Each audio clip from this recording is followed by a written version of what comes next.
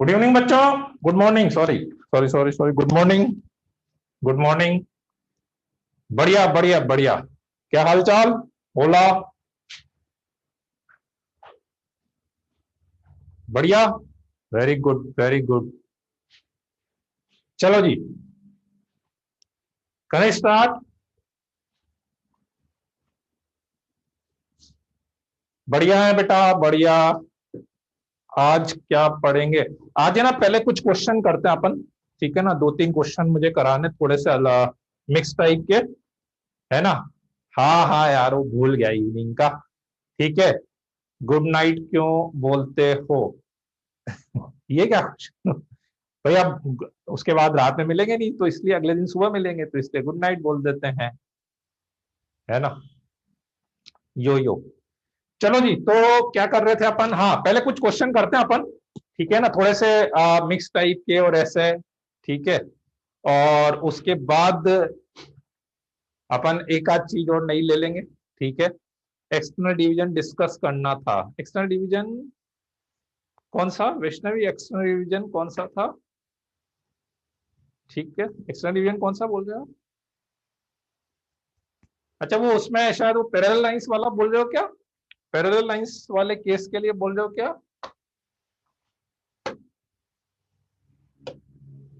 इस वाले के लिए बोल रहे हो क्या? ये वाले क्वेश्चन में ऐसा कुछ करा था अपन ने जो एक्सटर्नल डिवीजन वाले में, है ना। हाँ हाँ हाँ। ठीक है। उसमें कुछ नहीं, मतलब वो बस पॉइंट में इतना सा बता रहा था कि भाई क्या था कि जैसे लाइन यदि बीच में है तो इंटरनल डिवीजन हो रहा है, और लाइन इन दोनों लाइन के ऊपर आ जाए या दोनों के नीचे आ जाए तो वो लाइन एक्सटर्नली डिवाइड करेगी। ठीक है। कैसे पता लगेगा कि इंटरनली कर रही है कि एक्सटर्नली कर रही है? ठीक है, देखो एक तरीका ये था कि जैसे मैंने इन दोनों के बीच की डिस्टेंस निकाली तो वो ये आई, इन दोनों के बीच की डिस्टेंस निकाली तो वो ये आई 7/13, है ना। अब आप इन दोनों के बीच की डिस्टेंस निकालो। इन दोनों के बीच की डिस्टेंस यदि इन दोनों के बीच की डिस्टेंस के टोटल के इक्वल आ रही है, सम के इक्वल आ रही है, तो अपन ने जो केस कंसीडर करा इसका मतलब वो केस सही है। फॉर एग्जाम्पल, जब मैंने इन दोनों के बीच की डिस्टेंस निकाली तो आई गेट 10/13, और इन दोनों के बीच की और इन दोनों के बीच की डिस्टेंस जो अपन ने निकाली है, तो वो 3/13 प्लस 7/13, तो इन दोनों के बीच की डिस्टेंस इज इक्वल टू दोनों के बीच की डिस्टेंस आ रही। तो इसका मतलब अपन ने जो डायग्राम बनाया है या अपन ने जो केस कंसीडर किया हुआ है वो केस सही है, क्योंकि यदि ये वाली जो लाइन है ये लाइन इस लाइन के ऊपर होती तो ये वाली जो डिस्टेंस है ये दोनों के बीच की डिस्टेंस से ज्यादा आनी चाहिए थी। नहीं, यदि लाइन ऊपर होती या नीचे होती तो किसी ना किसी दो लाइन के बीच की डिस्टेंस जो है वो इन दोनों लाइन के बीच की डिस्टेंस से ज्यादा आनी चाहिए, है ना। तो मान लो, आप सबसे अच्छा सिंपल तरीका यही है कि आप तो इन दोनों के बीच की डिस्टेंस निकाल लो। आप तो मान लो कि लाइन बीच में, सबसे अच्छा तरीका क्या, अपन तो मान लेंगे लाइन बीच में, दोनों के बीच की डिस्टेंस निकाल लो, दोनों के बीच की निकाल लो, और इन दोनों के बीच की निकाल लो। यदि इन दोनों का सम इज इक्वल टू ये आ रहा तो इसका मतलब अपना केस सही है, सीधा सीधा अपन रेशो बता देंगे। ठीक है, चलो नेक्स्ट क्वेश्चन।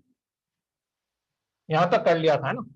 हाँ, अब थोड़ा सा अपन जनरल क्वेश्चन में ले रहा हूँ, अब मिक्स टाइप के क्वेश्चन ले रहा हूँ, दो तीन जितनी चीजें अभी अपन ने पढ़ी है ना। लिखो तो, एक ये वाला क्वेश्चन लिख लो तो पहले, ये वाला क्वेश्चन लिख लो तो। हाँ, एक्सटर्नली, मतलब वो तो डिपेंड करेगा ना, अर्जय अभी थोड़ी ना एक्सटर्नली बोल सकता है, अभी तो कर ही नहीं रही ना डिवाइड, अभी वो कर ही नहीं रही ना, तो अभी थोड़ी ना आप एक्सटर्नली बोल पाओगे।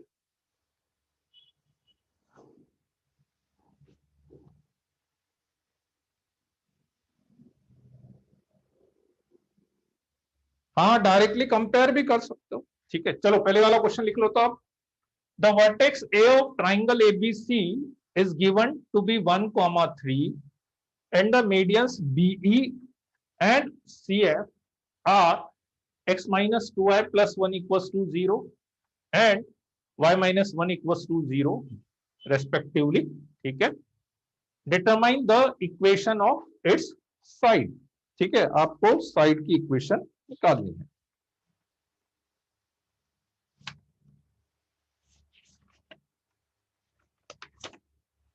ठीक है, क्वेश्चन मैं कराऊंगा, आपको करना नहीं है, क्वेश्चन मैं करा रहा हूं।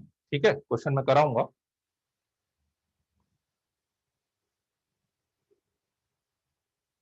नहीं, डायरेक्ट फॉर्मूले से नहीं पता लगेगा, इसी तरह डायरेक्ट फॉर्मूले से कैसे पता लगेगा? आप डायरेक्ट फॉर्मूले से थोड़ी ना पता लग पाएगा, कैसे लगेगा? आप सोच के देखना एक बार, आप पता लगाना कैसे लगेगा आपको। ठीक है, चलो देखो क्वेश्चन क्या है। क्वेश्चन ये है कि the vertex of the triangle ABC, ये कौन सा पेन आ गया आज?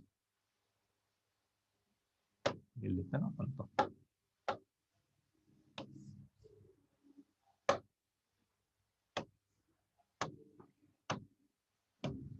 लेट्स से ये ट्राइंगल एबीसी हो गया,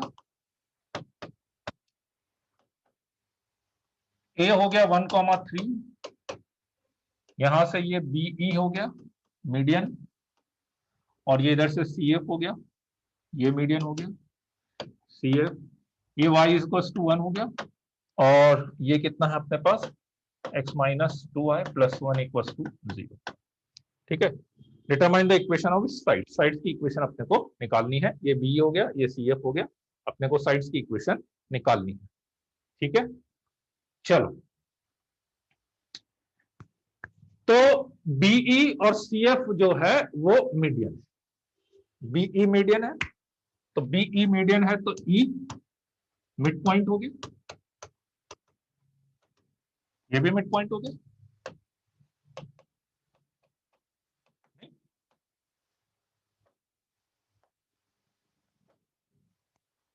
ठीक है, तो मैंने देखा कि मुझे यदि साइड्स की इक्वेशन निकालनी है तो जो इंफॉर्मेशन मुझे गिवन है उससे मुझे समझ में आ रहा है कि बी और सी के कोऑर्डिनेट्स निकाल लें अपन, बी के कोऑर्डिनेट निकाल लें, सी के कोऑर्डिनेट निकाल लें।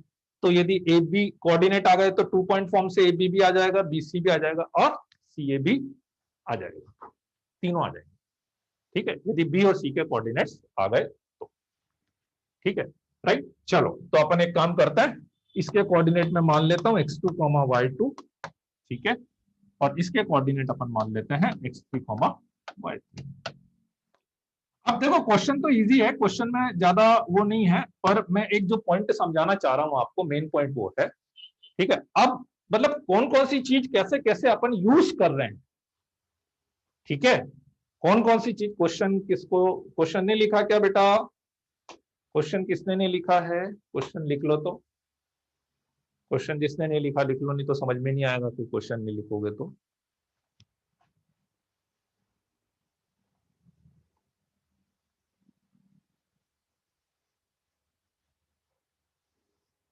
अभी रुक जाओ बेटा, कुछ अभी रुक जाओ।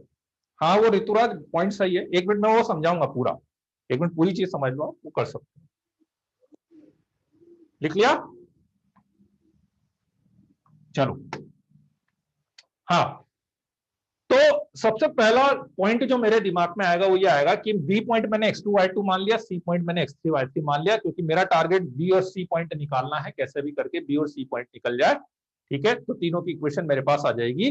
अब कंडीशन में क्या क्या यूज कर सकता हूं? सबसे पहली कंडीशन तो मुझे ये दिख गई कि x2 पॉइंट इस वाली लाइन पर है तो इसको सेटिस्फाइड करेगा। This is equation number 1। x3 y3 इस वाली लाइन पर है तो इसको सेटिस्फाइड करेगा, x3 y3। अब x3 y3 इसमें रखोगे तो कैसे रखोगे बताओ तो? x3 y3 यदि इस वाली इक्वेशन में रखना हो तो कैसे रखेंगे? x की जगह x3 रखते हो, y की जगह y3 रखते हो। आप बोलोगे x तो है ही नहीं, x नहीं है तो मत रखो, जहां पे y है तो y3 इज इक्वल टू 1 हो गया। ये मैंने इसमें सेटिस्फाइड कराया है, क्लियर बात? इसमें सेटिस्फाइड एक तो याद। ठीक, नाउ द सेकंड पॉइंट, और क्या यूज कर सकते हैं? ये मिड पॉइंट है, ये मिड पॉइंट है, मिड पॉइंट का यूज कर सकते हैं, तो ये निकल जाएगा। ये क्या आएगा आपके पास? x3 plus 1/2 and y3 plus 3/2। ठीक है, ये भी मिड पॉइंट है तो ये भी निकल जाएगा। क्या निकलेगा? x2 plus 1/2 y2 plus 3/2। ये एफ पॉइंट आ गया। और ये जो एफ पॉइंट है और ये जो ई पॉइंट है, अगेन ई और एफ के लिए मैं क्या बोल सकता हूं कि ई पॉइंट जो है अब वो इस वाली इक्वेशन को सेटिस्फाइड करेगा ना? ई पॉइंट इस वाली को सेटिस्फाइड करेगा ना, मतलब x3 plus 1/2 minus 2 into y3 plus 3/2 plus 1 equals to 0, equation number 3। और बिल्कुल ऐसे ही ये वाला जो पॉइंट है ये इस वाली इक्वेशन को सेटिस्फाइड करेगा, इस वाली इक्वेशन को। अब ये पॉइंट इसमें रखोगे तो कैसे रखोगे, x की जगह ये रखना है, y की जगह पे ये रखना है, x है नहीं तो y की जगह पे ये रख देंगे, तो y2 plus 3/2 is equal to 1, ये आपकी इक्वेशन नंबर 4 बन गई। 4 variable, 4 equation, x2 y2 x3 y3 y3 y2, इन दोनों को सॉल्व करके x2 y2 आ जाएगा, इन दोनों को सॉल्व करके x3 y3 आ जाएगा। ठीक है बात, यहां तक किसी को कोई कंफ्यूजन है?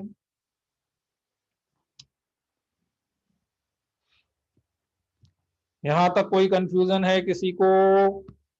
नहीं है, चलो ये तो ठीक है, ये लिखने की जरूरत भी नहीं है, ये भले आप मत भी लिखो तो चल जाएगा, है ना। हाँ अभी रुक जाओ, अभी रुक जाओ, हट जाओ, आराम से आराम से आराम से, ठीक है।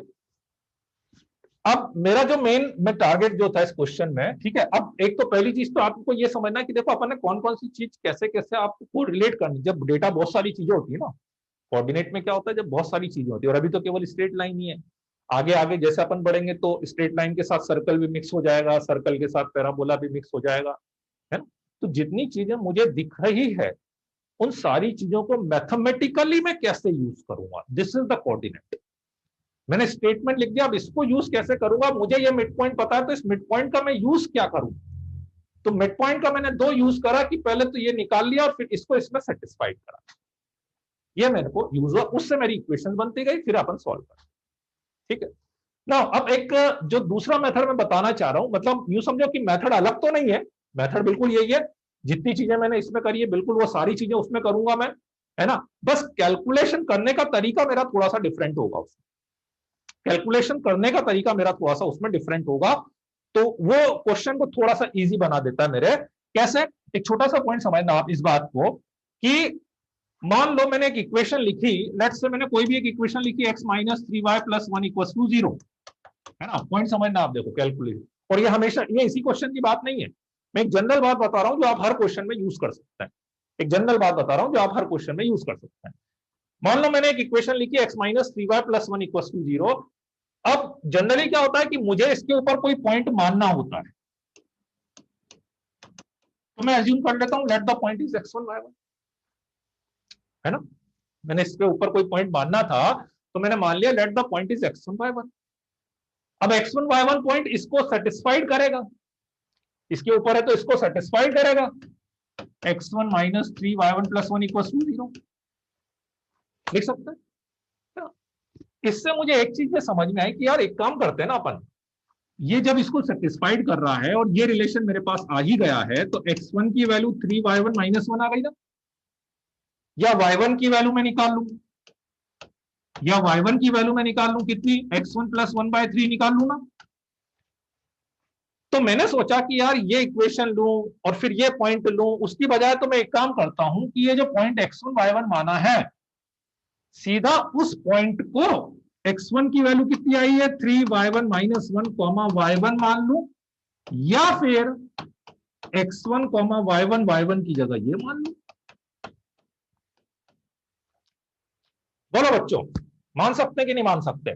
यदि मुझे इस लाइन के ऊपर कोई पॉइंट मानना था तो या तो मैं x1 y1 मान के इसको सेटिस्फाइड कराता, 2 वेरिएबल लेता, उसकी बजाय मैंने सोचा कि यार सीधा मैं ये फिर x1 y1 फिर सेटिस्फाइड कराने की जगह सीधे यहीं पे मैं x1 की जगह ये रख दूं, तो इसके ऊपर मुझे कोई पॉइंट मानना तो I can take this point और दिस पॉइंट, तो मेरे पास एक ही वेरिएबल आएगा, ठीक है। किसी भी लाइन के लिए मैं ऐसा कर सकता हूं। मान लो मैंने बोला कि x minus Y plus 5 equals to 0, इसके ऊपर आपको कोई पॉइंट मानना हो तो मैंने सोचा x1 x1 प्लस 5, या फिर y1 y1 की वैल्यू x1 की वैल्यू y की टर्म्स में कितनी आएगी नहीं, उल्टा लिख दिया मैंने, सॉरी। यहाँ पे y1 ले लिया और y1 की वैल्यू x1 की टर्म्स में, x1 की वैल्यू y1 की टर्म्स में कितनी आएगी, y1 माइनस 5। ये मान सकते हैं, कितना भी बड़ा आ जाए, कितना भी बड़ा आ जाए। आप बोलो सर ऐसा आ जाएगा तो फिर क्या करोगे, कोई बात नहीं, x1 और y1 की वैल्यू x1 की टर्म में निकालेंगे तो 2x1 माइनस 1/3 ऐसा मान सकते हो। और या फिर इधर से y1 मान लिया और x1 को y1 की टर्म्स में निकालेंगे तो 1 माइनस 3y1/2 ऐसा मान। बोलो बच्चों, आई कि नहीं ये वाली बात समझ में, आई कि नहीं ये वाली बात समझ में, है ना। इससे क्या होता है, आप सोचेंगे इससे फायदा क्या हो रहा है, इससे फायदा ये होता है कि जैसे वो मैं ये पॉइंट मानूंगा और फिर ये इक्वेशन मान के फिर ये सेटिस्फाइड कराना पड़ता है, वो जो 2-3 स्टेप का काम है ना वो खत्म हो जाता है। सीधा जैसे ही मैंने बोला x1 x1 प्लस 5 या जो भी, तो definitely this point is only on this line, मुझे केवल एक वेरिएबल में मेरा काम हो जाएगा। ठीक है, ऐसे तो कैलकुलेशन बची ही नहीं। अभी रुक जाओ यार हर्ष, 1 मिनट पूरा कर लेने दो फिर बताना कैलकुलेशन बची कि नहीं बची। चलो वापस से क्वेश्चन पे आते हैं तो ठीक है। अब मैं क्या करता हूँ, ये सारी चीजें हटा देता हूँ पहले, ये हटा दिया मैंने, ठीक है, ये वाली चीज भी मैंने हटा दी और ये सारी चीजें मैंने हटा दी, ठीक, ये भी हटा दिया मैंने और ये भी हटा दिया। चलो देखते हैं, ठीक है। सबसे पहली चीज बी पॉइंट मुझे मानना था, तो बी पॉइंट मैंने मान लिया x1 कॉमा, इसके ऊपर मानना है तो बताओ बच्चों क्या मानू, x1 x1 plus 1/2, x1 x1 plus 5, इसके ऊपर कोई पॉइंट मानना है। ठीक है, तो y की वैल्यू तो 1 फिक्स हो गई और x मान लेते हैं। इस लाइन पे कोई भी पॉइंट लोगे तो y कोऑर्डिनेट तो 1 ही आएगा उस पे, तो y तो फिक्स हो गया 1, x कोऑर्डिनेट x2 मान लेते हैं। ठीक है, इसका मिड पॉइंट लिख लेते हैं x2 प्लस 1/2 एंड 3 प्लस 1 4/2, 2। इसका मिड पॉइंट लिख लेते हैं x1 प्लस 1/2 और इसका मिड पॉइंट लिखा तो x1 प्लस 1/2 प्लस 3/2। ठीक, ये वाला पॉइंट इसमें सेटिस्फाइड करा देंगे, ये वाला पॉइंट इसमें सेटिस्फाइड करा देंगे। तो ये वाला पॉइंट यदि इसमें सेटिस्फाइड कराया मैंने, ये वाला पॉइंट, ठीक है, ये पॉइंट इसमें सेटिस्फाइड कराया तो x2 plus 1/2 minus 2 into 2 plus 1 equals to 0। So x2 plus 1/2 is equals to 3, तो x2 is equals to 5। x2 यदि 5 आ गया तो मेरे पास C पॉइंट आ गया 5,1।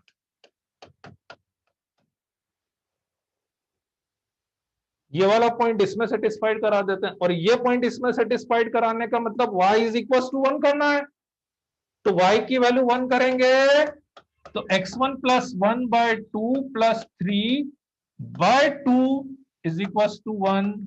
सो 2 माइनस 3 माइनस 1 माइनस 2 माइनस, तो x1 यदि -3 आ गया तो आपका जो b पॉइंट है वो आ जाएगा, b पॉइंट आपका आ जाएगा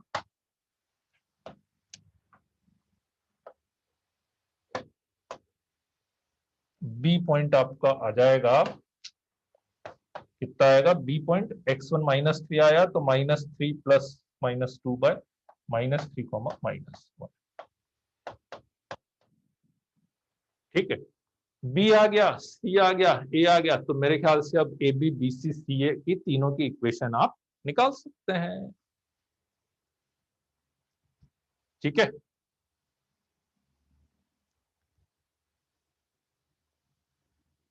x2 x3 माना था सर, x2 x3, हाँ तो x2 कोई बात नहीं, अच्छा वो पहले x2 x3 माना होगा तो कोई बात नहीं, मैंने x1 x2 मान लिया, कोई बात नहीं, मैंने x1 x2 मान लिया। ठीक है, चलो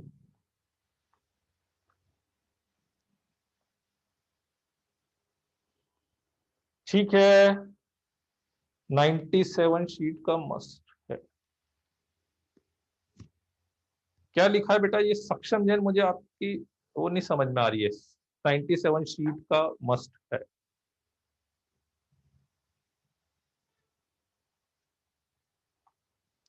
ठीक है, फिर से मैं ब्रीफ कर देता हूं क्या क्या माना। ये 1,3 है, ठीक है। इसको मैंने मान लिया x2,1, right.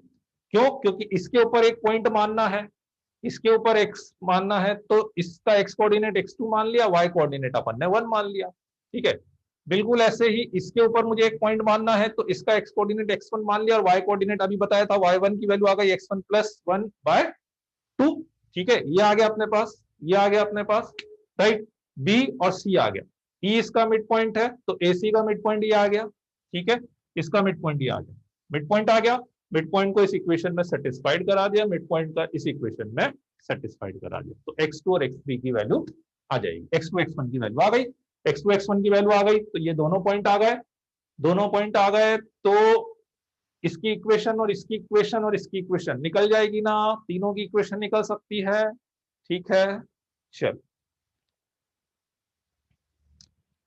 Direct x2 is equal to 0 क्यों करोगे?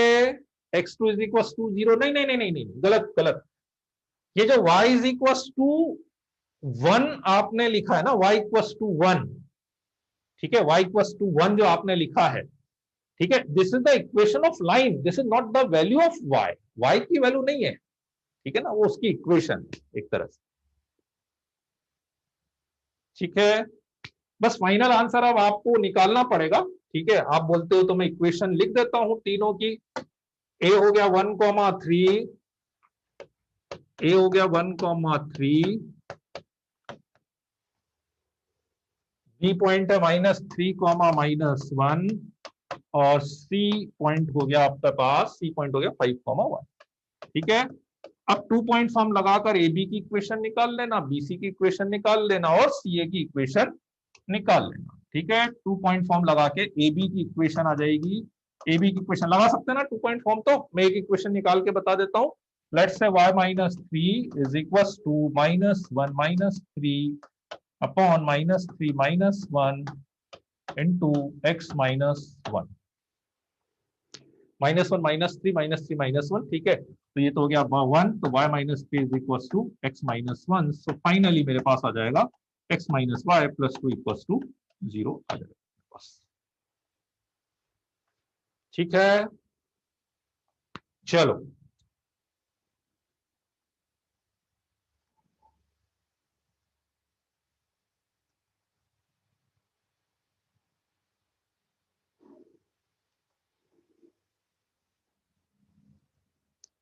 विवेक, थोड़ा सा पेशेंस रखो यार, है शुरू से स्टार्ट, चैप्टर स्टार्ट होते ही क्या बिल्कुल आईआईटी के क्वेश्चन करा दें क्या? हर चीज का एक सिस्टम होता है यार, है कमेंट करने से पहले सोच तो लो।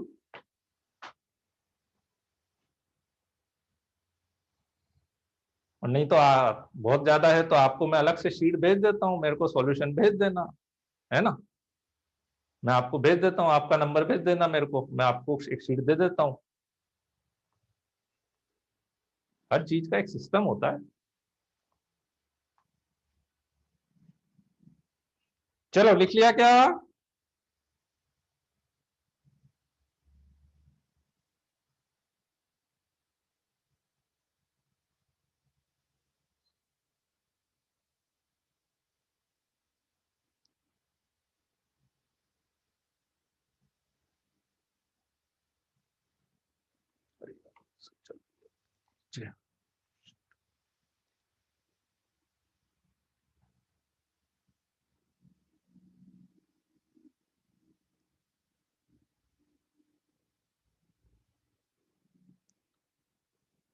चलो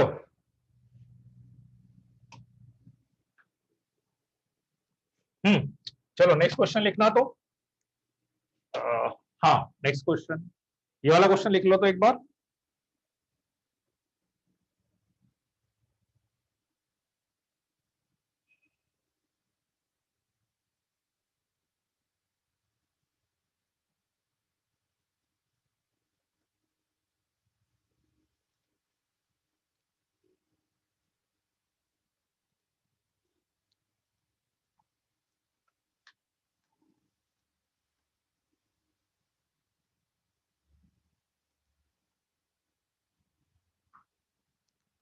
बी के वाई का कोऑर्डिनेट +1 आएगा। +1 आ रहा है क्या? एक मिनट चेक कर लेता हूं मैं बी के वाई कोऑर्डिनेट का। बी के, एक मिनट, x1, क्यों x1 -3 आया ना, -3 +1/2 -2/2 -1, सही तो है, सही तो है, सही तो है। चलो लिखो तो, सही है ना? हाँ -1 ही आ रहा है ना। हाँ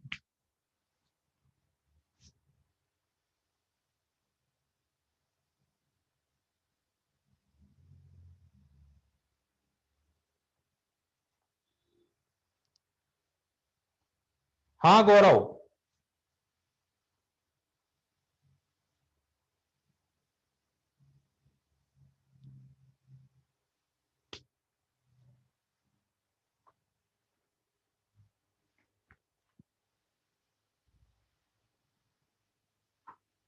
ठीक है। चलो नेक्स्ट क्वेश्चन है, a variable line passing through the point 6/5, 6/5 cuts the coordinate axis at the points A and B. If point P divides AB internally in 2:1, find the locus of P. Find the locus of P. A variable line passing through the point this. ठीक है, देखो question क्या है, एक variable line है passing through the point 6/5, 6/5 cuts the coordinate axis at the points A and B. If points P divides AB internally in 2:1, find the locus of P. P का locus अपने को निकालना है। ठीक है, चलो तो अब क्वेश्चन ये है कि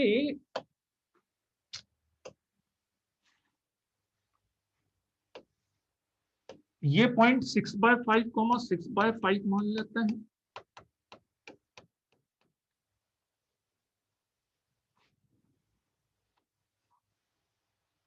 ठीक है, ये पॉइंट 6/5, 6/5 मान लेते हैं। वेरिएबल लाइन, अब एक वेरिएबल लाइन इस पॉइंट से पास हो रही है, एक वेरिएबल लाइन इस पॉइंट से पास हो रही है, मतलब लेट्स से ये लाइन ऐसी हो सकती, इस पॉइंट से तो पास कराना ही कराना है, ऐसी हो सकती है, इस ऐसी हो सकती है। ठीक है, ये लाइन ऐसी हो सकती है।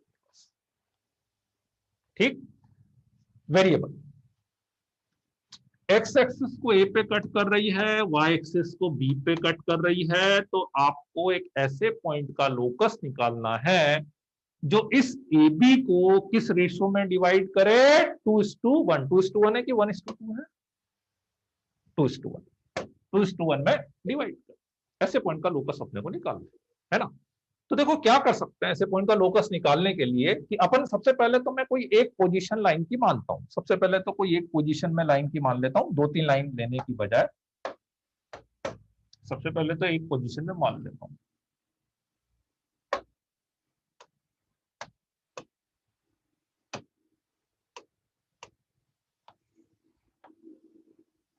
ठीक है, मान लिया ये एक पर्टिकुलर पोजीशन, ये ए ये बी है ना, और ये 6/5, 6/5। ठीक है, यहां पे ये पॉइंट मैंने मान लिया जिसका लोकस अपने को निकालना है। Let p is h, is h, ठीक है, तो 2:1, ठीक, 2:1 का रेशो, रेशो हमेशा एक्स एक्सिस से मानना ही मानना है, कोई दिक्कत नहीं। ठीक है, अब जब लाइन वेरी कर रही है तो दो चीजें वेरिएबल हो गई, दो चीजें वेरिएबल हो गई। ठीक है, x intercept y intercept vary करेगा, और यह मैं ऐसा बोल सकता हूं कि स्लोप भी वेरी करेगा। ठीक है, कोई भी एक चीज मान लो, दो ऑप्शन है मेरे पास, दो ऑप्शन है, let's say first option, let's say first option. ठीक है, फर्स्ट ऑप्शन में मान लेता हूं कि ये ए है और ये बी है, क्योंकि इस पॉइंट तक आने के लिए अपन ने पहले भी क्वेश्चन करे थे, याद है, इस पॉइंट तक आने के लिए आपको इसका और इसका कोऑर्डिनेट चाहिए होगा, तभी सेक्शन फॉर्मूला लग पाएगा। ठीक है, तभी सेक्शन फॉर्मूला लग पाएगा ना। चलो ठीक है, तो सेक्शन फॉर्मूला लग पाएगा। तो इसको a कॉमा 0 मान लेते हैं, इसको 0 कॉमा b मान लेते हैं। ठीक है, तो इसको a कॉमा 0, इसको 2:1, राइट। और ये a हो गया। तो अपन ये भी कर सकते हैं, ये a मान लिया, ये b मान लिया, तो लाइन की इक्वेशन क्या हो गई? x by a plus y by b is equal to 1। Line की इक्वेशन हो गई x by plus y by b equal to 1। ये 6/5 को सेटिस्फाइड कर रहा है, तो 6/5a plus 6/5b is equal to 1 हो गया। एक चीज तो ये हो गई, है ना, 6/5 से सेटिस्फाइड कर रहा है। ठीक है ना, अब 2:1 का सेक्शन फॉर्मूला लगा देते हैं। तो 2 into 0 plus 1 into a upon 3, this should be h। 1 into 0 2 into b upon 3 is equal to, तो a is equal to 3h हो गया, b is equal to 3k/2 हो गया। ठीक, a और b आ गया, a और b सीधे इसमें रख दे अपन। तो a और b, 6/5 को इधर ले जाता हूं मैं, 6/5 को तो उधर ले जाता हूं। तो 1/a कितना हो गया? 3h प्लस 1/b, b मतलब कितना हो गया? 3k/2 इज इक्वल टू 5/6 हो गया।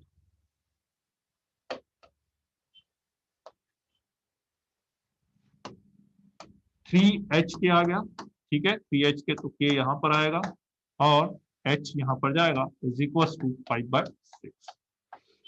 3 से 2 टाइम्स कैंसिल हो गया, सो 2 2 जा 4h plus 2k is equal to 5hk।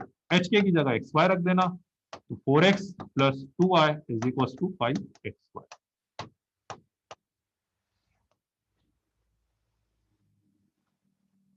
Four x plus 2y is equal to 5x। ठीक है, अभी एक ऑप्शन और अपन करते हैं इसमें कि स्लोप को वेरिएबल लेकर अपन कर सकते हैं।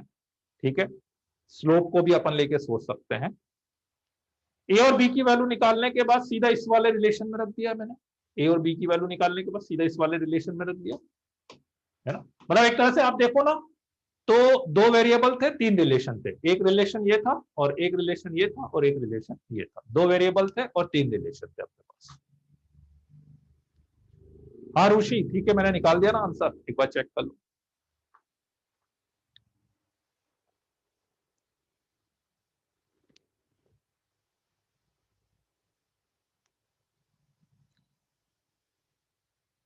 तो मेन देखो, लोकस की प्रॉब्लम में यही है कि आप क्या करो, लोकस की प्रॉब्लम में कि बस जो जो डेटा, जो जो वेरिएबल्स अपन ने माने हैं उसको यूज करना है, जो उसने गिवन है उसको यूज करके अपने को केवल एच के का एक रिलेशन चाहिए, बस।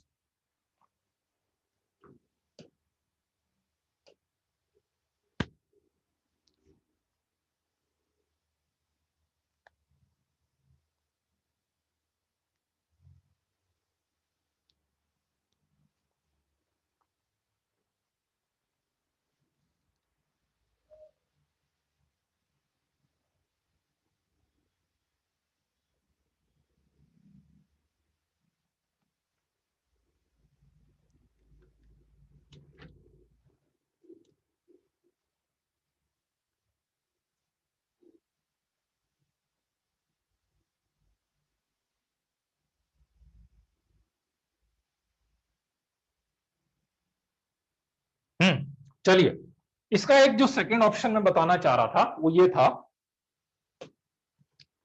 कि मान लेते हैं कि लाइन 6/5, 6/5 से पास हो रही है।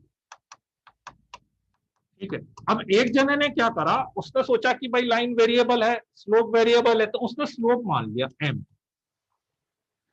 तो स्लोप यदि m मान लिया तो इस लाइन की इक्वेशन क्या लिख सकते हो? y minus 6/5 is equal to m into x minus 6/5 लिख सकते हो, लिख सकते हो इसकी इक्वेशन। ठीक है, मुझे पी पॉइंट का लोकस निकालना था, पी पॉइंट का लोकस निकालना था, ये 2:1 था। ठीक है। तो अगेन ये P पॉइंट तक आने के लिए, लेट्स से इसको H के मान लिया, तो P पॉइंट तक आने के लिए आपको पहले ये पॉइंट और ये पॉइंट चाहिए होगा, तभी अपन P पॉइंट तक आएंगे। ये पॉइंट निकालने के लिए मैंने इक्वेशन में y0 कर दिया, ये पॉइंट निकालने के लिए अपन ने इक्वेशन में x0 कर दिया। y0 करेंगे तो x की वैल्यू आएगी 6/5 माइनस 6/5 m, है ना। y0 करा तो x की वैल्यू ये आ गई, ठीक है।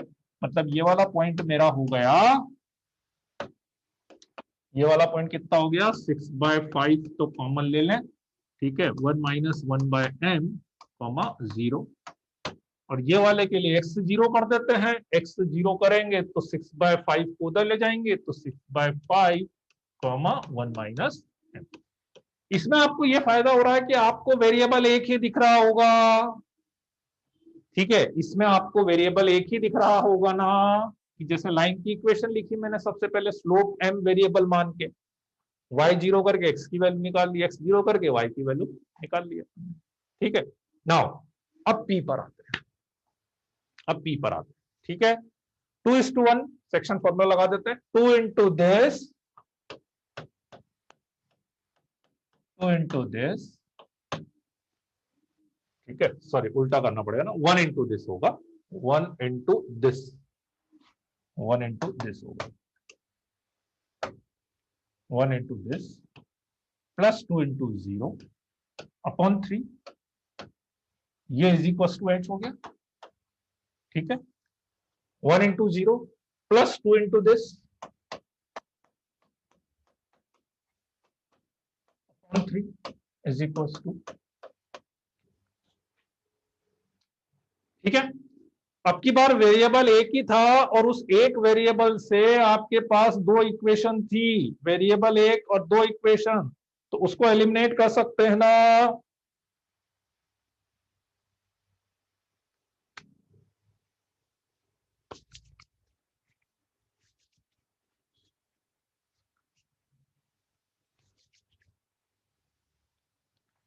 किसको एलिमिनेट करना है, m को। तो m को कैसे एलिमिनेट कर सकते हैं, m को कैसे एलिमिनेट कर सकते हैं, 3 से ये 2 टाइम्स कैंसिल हो गया, 3 से ये 4 टाइम्स कैंसिल हो गया, so 1 minus 1/m is equal to 5h/2। तो 1/m की वैल्यू आ गई, 1/m की वैल्यू आ गई 1 minus 5h/2, 2 minus 5h/2, 1 minus this आ गया, ठीक है। और बिल्कुल ऐसे ही यहां से अपन ने वैल्यू निकाल ली है, तो 1 minus m is equal to 5k/4 आ गया, और m इज इक्वल टू आ जाएगा 1 minus 5k/4, so that is 4 minus 5k/4 आ जाएगा। ये m की वैल्यू आ गई, ये m की वैल्यू आ गई, ये 1/m की वैल्यू आ गई। क्या करें, दोनों को इक्वेट कर देते हैं या सीधा मल्टीप्लाई कर देते हैं, दोनों को सीधा अपन मल्टीप्लाई करेंगे, तो मल्टीप्लाई करेंगे तो 1/m into m is equal to कितना आएगा, 2 minus 5h/2 into 4 minus 5k/4। ये m से m कैंसिल, लास्ट में hk की जगह पे xy रख देना, तो फाइनली आप सॉल्व करोगे तो आपके पास इक्वेशन आ जाएगी, ठीक है, राइट। तो एक ऑप्शन मेरे पास ये भी है इसमें। एक मिनट रुक जाओ अनिरुद्ध, अनिरुद्ध रुक जाओ यार, एक मिनट रुक जाओ ना, इसको पूरा तो कर लूं, बीच में इसको छोड़ के पहले स्लाइड दिखाऊंगा, एक मिनट तो रुक जाओ यार थोड़ा सा, है ना।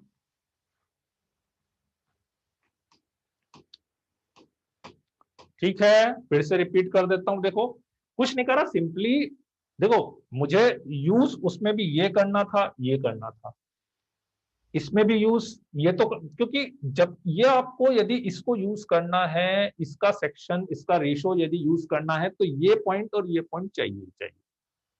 तो मैंने कुछ नहीं करा, एक सिंपल सा एक काम करा मैंने, लाइन वेरिएबल थी, मैंने आपको स्टार्टिंग में बोला एक्चुअली लाइन की तीन चीजें वेरी कर रही है, x intercept, y intercept and slope, x intercept, y intercept and slope.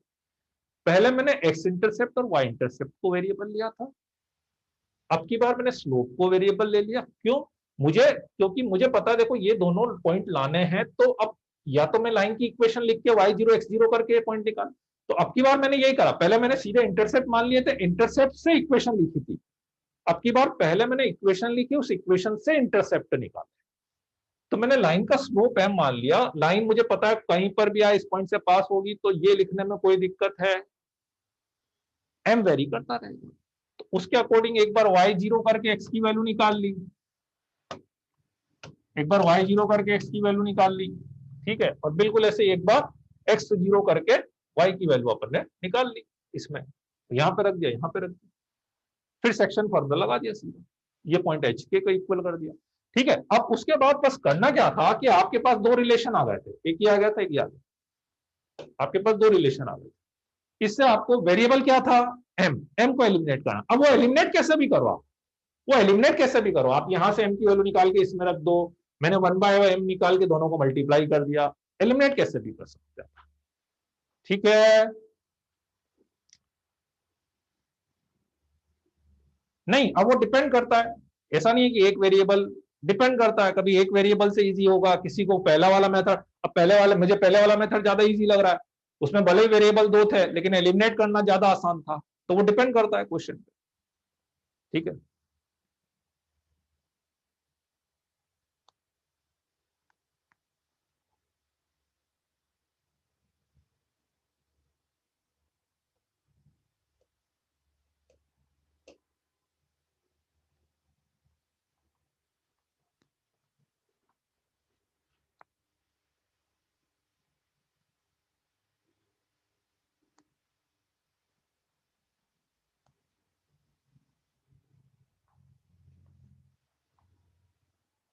हाँ लिखो लिखो, लिखना है।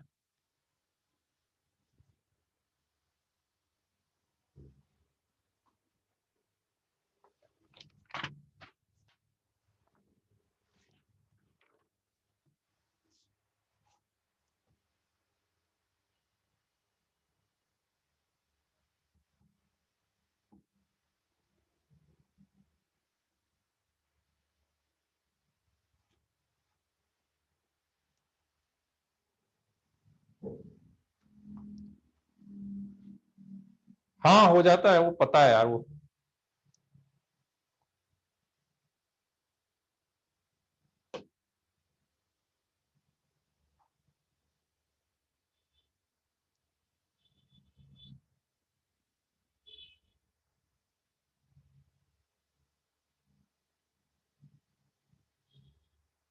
टू पॉइंट फॉर्म यूज करके एच के को एक पॉइंट मान के, अच्छा आप बोल रहे हो कि स्लोप की जगह अपन टू पॉइंट फॉर्म यूज कर लें, यार वो कॉम्प्लिकेटेड जाएगा, वो थोड़ा मुझे लग रहा है कॉम्प्लिकेटेड जाएगा एक्चुअली।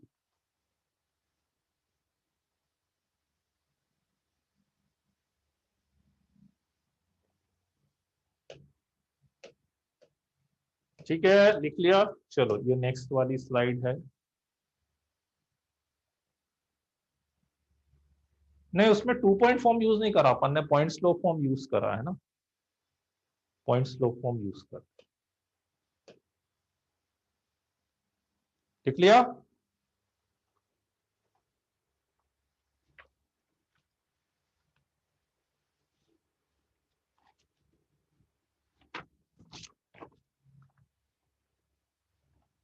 चलो बढ़ते हैं आगे, next question.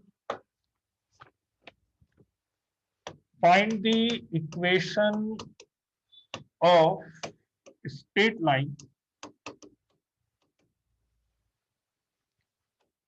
passing through -2, -7 and having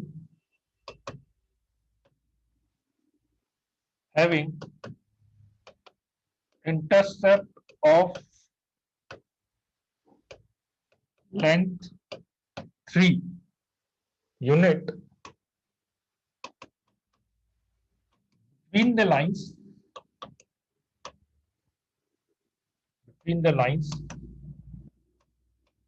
4x plus 3y is equals to 12 and 4x plus 3y is equal to 3.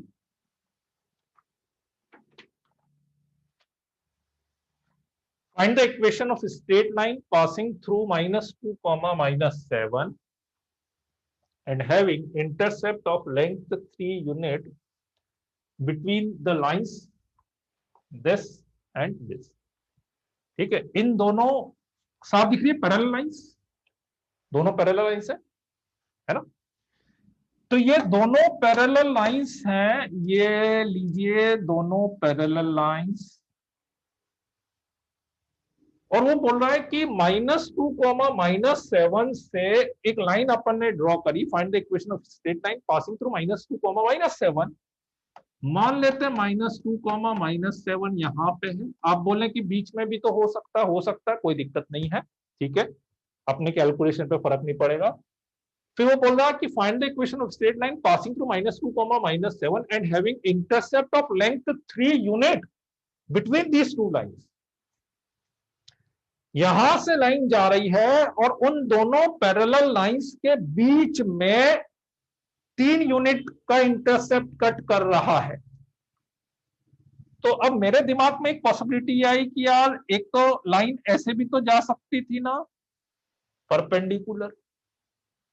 Check कर लेते हैं ये जा सकती है कि नहीं, क्योंकि यदि लाइन ये होती तो ये वाली जो डिस्टेंस है ये 3 आनी चाहिए थी ना, ये वाली डिस्टेंस 3 आनी चाहिए थी ना, तो ये डिस्टेंस 3 आनी चाहिए थी। तो C1 - C2 इन दोनों के बीच की डिस्टेंस निकाल लेते हैं। तो C1 - C2 निकाल सकते हो ना, upon √A² plus B², that is 9/5। 9/5 आ रही है, ये वाली डिस्टेंस तो 9/5 आ रही है। इसका मतलब 9 ये तो नहीं होगी, क्योंकि अपने को तो बीच का इंटरसेप्ट कितने लेंथ का चाहिए, 3 लेंथ का चाहिए। तो फिर मैंने सोचा कि फिर क्योंकि ये तो शॉर्टेस्ट डिस्टेंस थी, शॉर्टेस्ट इंटरसेप्ट था, तो लाइन कुछ ऐसा एंगल बनाती हुई जा रही होगी। नहीं, ये आपका 3 होना चाहिए, ऐसा ही चाहिए ना आपको, ऐसी जा रही होगी। ये इंटरसेप्ट आपका 3 होना चाहिए। तो अब ये इंटरसेप्ट यदि मेरा 3 होना चाहिए, तो इसका मतलब ये हुआ कि अब डायग्राम मेरा कुछ ऐसा बन गया कि ये इंटरसेप्ट तो 3 हो गया, और ये वाला इंटरसेप्ट कितना निकला था, 9/5। ठीक है, बोलो कोई कंफ्यूजन है, यहां तक की बात आई कि नहीं समझ में, कि लाइन परपेंडिकुलर क्यों नहीं ली थी मैंने, क्योंकि जब मैं परपेंडिकुलर ले रहा था तो दोनों के बीच का इंटरसेप्ट 9/5 ही आ रहा था, लेकिन मुझे इंटरसेप्ट उससे ज्यादा चाहिए था। तो इसका मतलब लाइन किसी एंगल बनाती हुई जा रही होगी। अब इस लाइन पे पॉइंट मुझे पता है, तो पॉइंट पता है तो या तो एक पॉइंट और मैं निकालूं इक्वेशन निकालने के लिए, और या स्लोप निकालें। दो ऑप्शन है आपके पास, या तो स्लोप निकालोगे, है ना, और या एक पॉइंट और निकालें। ठीक है, तो मुझे एक चीज ये समझ में आई कि यार एक काम मैं कर सकता हूं कि ये वाला थीटा एंगल निकल जाएगा, निकल जाएगा कि ये बोल दो या ये वाला थीटा बोल दो, दोनों सेम ही होंगे ना। कैसे, इस थीटा के लिए ये परपेंडिकुलर या hypotenuse, sine theta is equal to 9/5 upon 3, that is 3/5। Sine theta यदि 3/5 है, साइन थीटा 3/5 है, तो टेन थीटा कितना हो गया, 3/4। Tan theta 3/4। आप बता सकते हैं कि ये जो थीटा निकला है, ये जो थीटा अपन ने निकाला, ये क्या है एग्जैक्टली। स्लोप तो नहीं है ये, नहीं ये स्लोप तो नहीं है, ये थीटा क्या है, नहीं स्लोप तो नहीं है ना। हाँ, ये बेसिकली ये जो थीटा ये इस लाइन और इस लाइन के बीच का एंगल है कि नहीं, दिख रहा है, राइट। और यदि मेरे पास दो लाइन के बीच का एंगल आ गया और एक लाइन का स्लोप मुझे पता है ना इसका स्लोप, तो बच्चों तो मैं दूसरी लाइन का स्लोप निकाल सकता हूं कि नहीं, एक लाइन का स्लोप आ गया, दोनों के बीच का एंगल पता है, तो दूसरी लाइन का स्लोप निकल सकता है। ठीक है, दो ऑप्शन, अब दो ऑप्शन बचते हैं मेरे पास, अभी मैं दोनों ऑप्शन से आपको बताता हूं। इसीलिए देखो क्वेश्चन में अपन जितनी चीजें सोच सकते हैं ना, मेरा टारगेट अभी बस वो है, सॉल्यूशन तो ठीक है ना। अब मेरे दिमाग में दो ऑप्शन आए। पहला ऑप्शन कि मैंने अपनी रिक्वायर्ड लाइन का स्लोप m मान लिया, इस वाली लाइन का स्लोप -4/3 है, दोनों के बीच के एंगल का tan थीटा 3/4 है। ठीक है, तो यदि मैं इन दोनों के बीच का एंगल निकालता तो m1 - m2 upon 1 plus m1 into m2 is equal to 3/4 plus minus. आता कि नहीं, आता कि नहीं? दोनों के बीच के एंगल का फॉर्मूला लगा दिया। अब मुझे नहीं पता कि वो एक्यूट है ऑब्ट्यूज, इसलिए मैंने तो प्लस माइनस वाला लिया है अपने पास। ठीक है, तो फॉर एग्जांपल एक बार प्लस लेके मैं सॉल्व करके बता देता हूं इसको। प्लस लेंगे तो 3m + 4 upon 3 - 4m is equal to 3/4। तो ये आएगा मेरे पास, ये आएगा 4 3 जा 12m + 4 4 जा 16, 3 3 जा 9, 4 3 जा 12m, तो 24m इज इक्वल टू -7। तो m इज इक्वल टू -7/24 है ना। एक और आएगा, जब यहाँ पे अपन माइनस लेंगे, मतलब यहाँ पे जब माइनस लिया तो एक और आएगा। अच्छा, आप बता सकते हो, देखो एक बड़ी इंटरेस्टिंग कैलकुलेशन बनी, एक बड़ी इंटरेस्टिंग कैलकुलेशन बनी। देखो ये तो मैंने प्लस लिया था, मान लो मैं यहाँ पे माइनस लेता, यहाँ पे माइनस लेता, तो मेरे पास आता -12m + 16 इज इक्वल टू 9 - 12। इससे m की वैल्यू क्या आती है?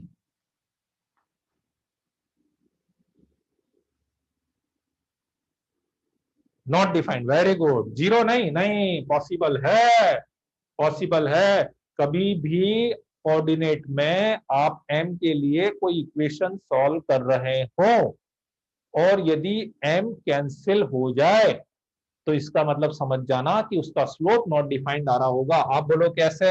मैं आपसे ऐसा बोलता हूं कि मैंने m से डिवाइड कर दिया, तो यदि मैंने m से डिवाइड करा तो दिस प्लस दिस 9/m - 12, ये कैंसिल, इधर आके 7/m equals to 0, so 1/m equals to 0, तो m is equals to not defined. तो एक स्लोप नॉट डिफाइंड आ गया, एक -7/24 आ गया। अब लाइन की इक्वेशन निकाल सकते हो पॉइंट स्लोप फॉर्म लगा के। ठीक है, कोई बच्चा पूछ रहा है इसका स्लोप कैसे निकाला अपन ने? बेटा स्लोप का फॉर्मूला होता है ना, इस लाइन की इक्वेशन आपके पास क्या दी हुई है, 4x + 3y = 12 दी हुई है ना, तो इससे स्लोप नहीं निकाल सकते क्या? -4/3, इसका स्लोप -4/3, इसका स्लोप m मान लिया, दोनों के बीच का एंगल मैंने ट्रिग्नोमेट्री से निकाला है, तो वो फॉर्मूला मैंने लगाया। ठीक, एक पॉसिबिलिटी। तो ये कैलकुलेशन फिर से समझा देता हूं मैं, बेटा ध्यान रखना, कभी भी और आगे भी आएगी ये कैलकुलेशन कि आप m के लिए कोई इक्वेशन सॉल्व कर रहे हो स्लोप के लिए और आपकी m वाली टर्म कैंसिल हो जाए तो समझ जाना इसका मतलब ये हो रहा होगा कि वो स्लोप नॉट डिफाइंड आ रहा होगा। आप उसको m की जगह 1/m की इक्वेशन बना के सॉल्व कर लो।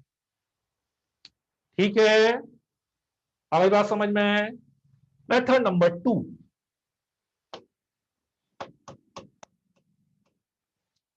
मेथड नंबर 2, आपको जिस लाइन की इक्वेशन निकालनी है,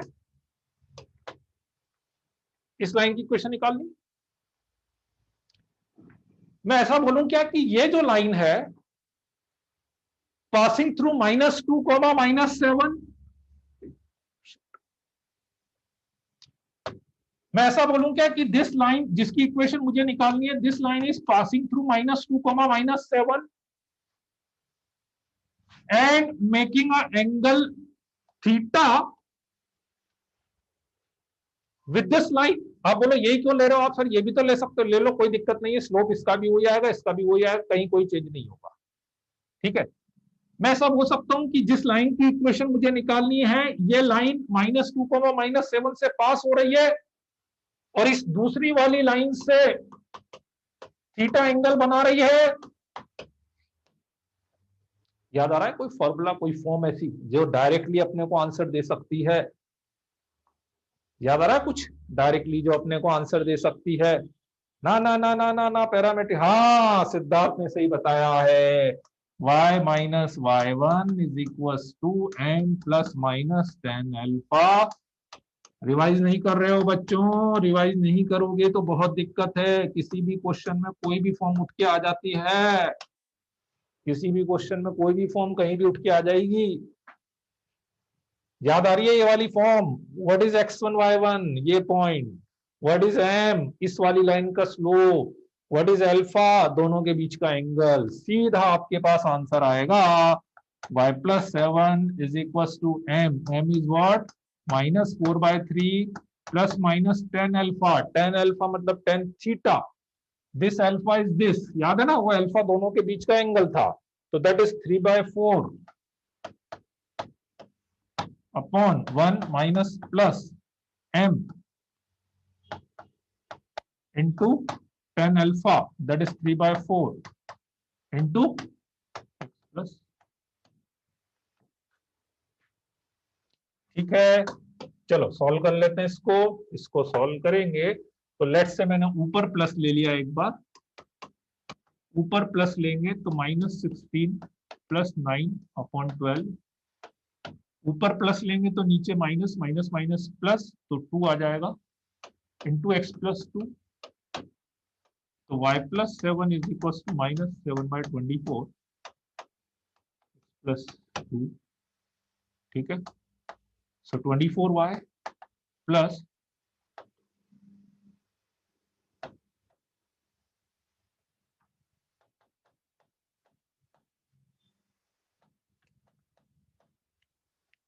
ये आएगा। ठीक, तो 7x plus 24y plus 192 equal to 0, एक इक्वेशन ये आ जाएगी, है ना। और दूसरी में जब ऊपर माइनस लेंगे और नीचे प्लस लेंगे, ठीक है, तो ये 1 - 1 0 हो जाएगा, तो नॉट डिफाइंड आ जाएगा, है ना। दूसरी वाली इक्वेशन आप लोगे तो उसमें नॉट डिफाइंड आ जाएगा अपने पास, तो नॉट डिफाइंड आएगा तो y plus 7 is equal to not defined into x plus 2, तो क्या करते हैं इसको, x प्लस 2 को अपॉन में ले जाओ, तो y plus 7 upon x plus 2 is equal to not defined आएगा, तो डिनोमिनेटर 0 कर देना, तो x प्लस 2 इक्वल टू 0। जैसे यहाँ पे भी स्लोप आप देखो ये आया था ना, एक स्लोप -7/24 आया था, 24 सॉरी, एक स्लोप -7/24 आया था और एक स्लोप नॉट डिफाइंड आया था, बस ऐसा आ जाएगा। बस 182 आ रहा है क्या, 172 85 182 सॉरी 180।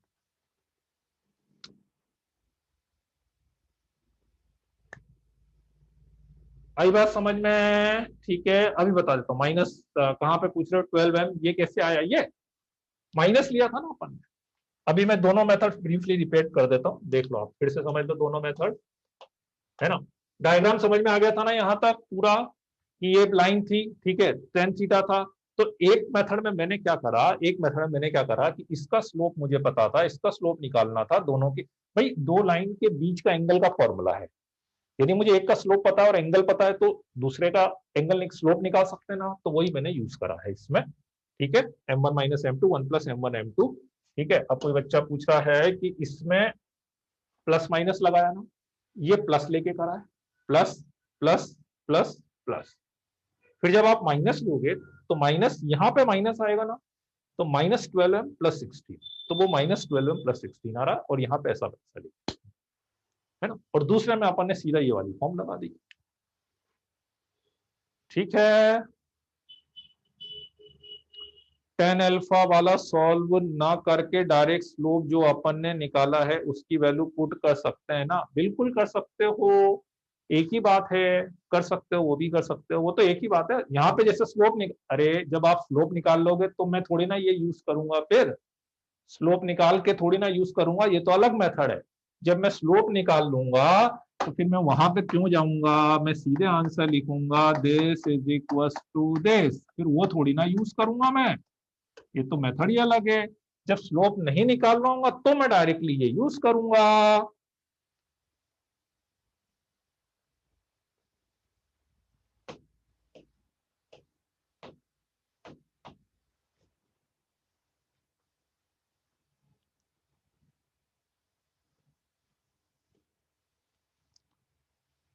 फॉर्मूले की अप्रोच के लिए तो बेटा क्वेश्चन आपको करने पड़ेंगे और फॉर्मूले याद होने चाहिए सारे। मैं तो स्ट्रेट लाइन में बोल ले रहा हूँ, एक भी फॉर्म आपकी नहीं याद हुई, एक भी फॉर्म, क्योंकि कोई भी फॉर्म कहीं पे भी टपक जाएगी तो फिर अब आप सोचते रहोगे क्या होगा क्या होगा। उस फॉर्म के जब तक 5-10 क्वेश्चन आप नहीं कर लोगे ना, ठीक है, तो फिर दिक्कत है।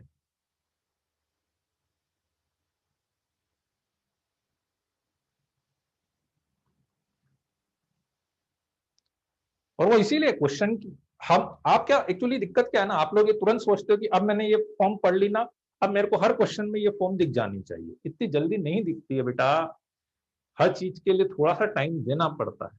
अपन ने सोच लिया कि अब मैंने एक बार पढ़ ली ना, अब मेरे लिए परमानेंट हो गई, मतलब बस अब कहीं पे भी आएगी मेरे को तुरंत दिख जाएगी, ये फॉर्म ऐसे नहीं दिखती है। अरे 7 फॉर्म आपने पढ़ी है, 8 फॉर्म पढ़ी है, इतनी सारी चीजें पढ़ी है, तो एकदम से सोचने में थोड़ा सा टाइम तो लगेगा ना, धीरे धीरे टाइम लगता है यार वो चीज।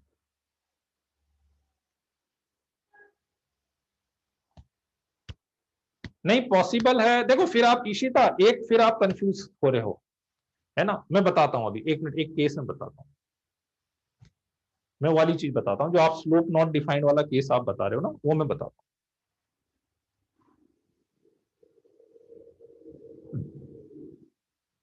हाँ कर सकते हो, अस्तित्व कर लो, फॉर्म के अकॉर्डिंग आप प्रैक्टिस कर सकते हो, फॉर्म वाली आप प्रैक्टिस कर सकते हो।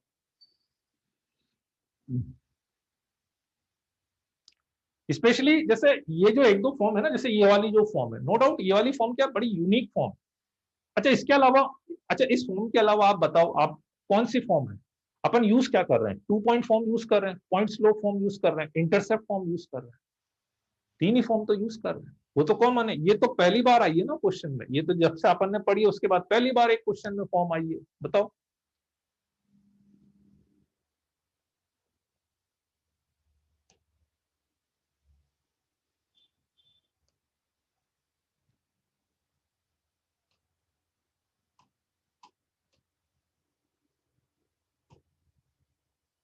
पहले इधर वाला लिख लो, पहले इधर वाला लिख लो, फिर मैं उधर कर दूंगा।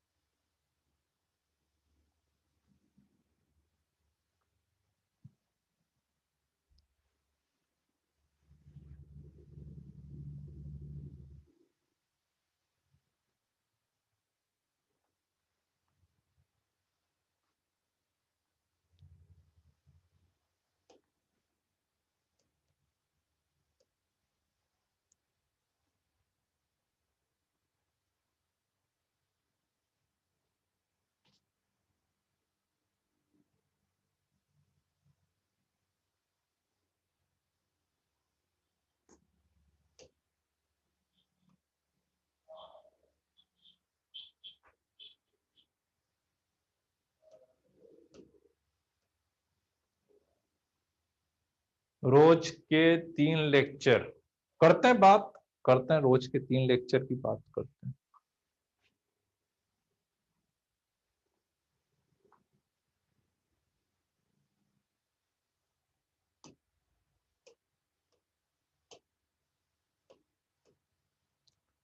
चलो लिख लिया क्या?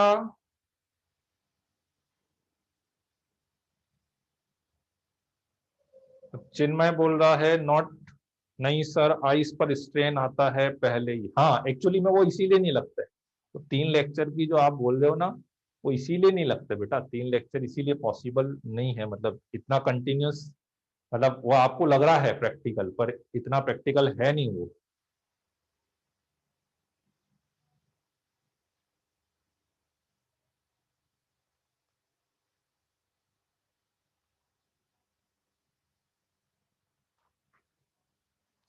अड़ जाओ, एक बार ट्राई करना ना, दोबारा से अड़ जाओ, आ जाएगा यार, 2 बार मैंने समझाया, एक बार फिर से ट्राई करना ना।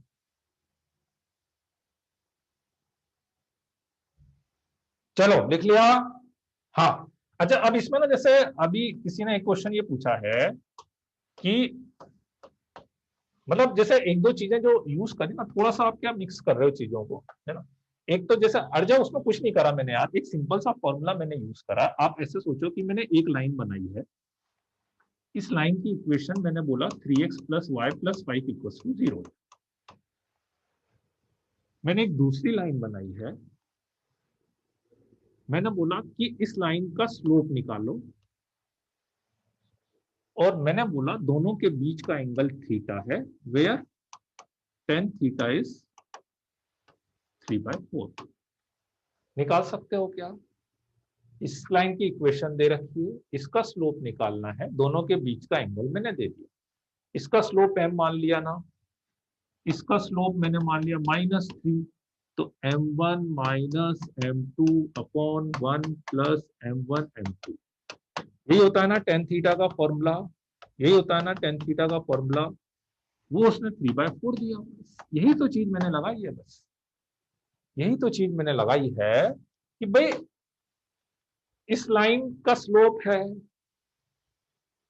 इसका स्लोप निकालना है, दोनों के बीच के एंगल का टेन थीटा दिया हुआ है, ये फॉर्मूला लगा दिया, और क्या करा, उससे एम की वैल्यू निकालिए बस, है ना। अब बस ये है कि वहां तक आपको पहुंचना है कि अच्छा ये लाइन है, क्वेश्चन ने तो सब डेटा दे दिया, अब डेटा को कलेक्ट करके मैथमेटिकली इंटरप्रिटेशन, ये काम आपका है। देखो वो काम क्वेश्चन का नहीं है, क्वेश्चन ने सब चीजें दे दी, अब ये तो आपको करना पड़ेगा, है ना।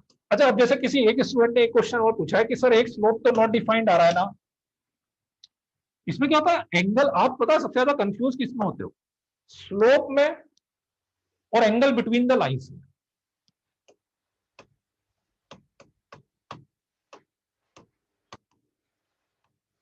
दोनों बिल्कुल अलग अलग चीजें हैं, देखो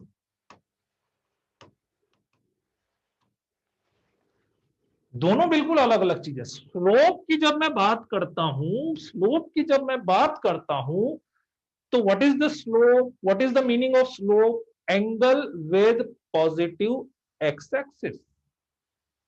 एक लाइन का स्लोप मतलब उस लाइन का पॉजिटिव एक्स एक्सिस से एंगल,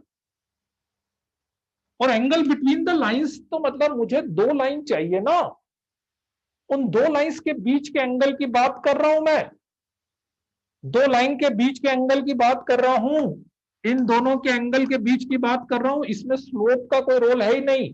ये अलग बात है कि जब मैं इन दोनों के बीच के एंगल का जब फॉर्मूला लगाता हूं, तो उसमें मुझे स्लोप की जरूरत पड़ती है, उसमें मुझे स्लोप की जरूरत पड़ती है, पर इस स्लोप का इस थीटा से डायरेक्टली कोई रिलेशन नहीं है।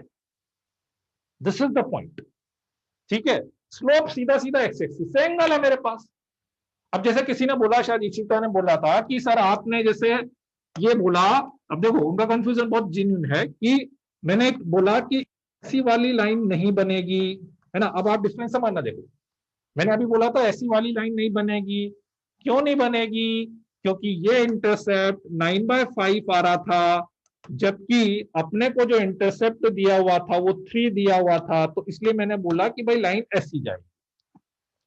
तो आपने बोला कि हाँ भाई ये लाइन नहीं बनेगी, तो किसी रिश्तेदार ने बोल दिया कि फिर सर इसका स्लोप तो नॉट डिफाइंड है, तो आपने वो सेकंड वाला केस कैसा कंसीडर कर लिया, उसमें तो स्लोप नॉट डिफाइंड आ रहा था। अब मेरे को आप एक चीज बताओ कि मैंने लाइन ऐसी बनाई है, तो क्या ये लाइन ऐसी बनाने का मतलब ये line parallel to y axis बोली है क्या मैंने, ठीक है ना।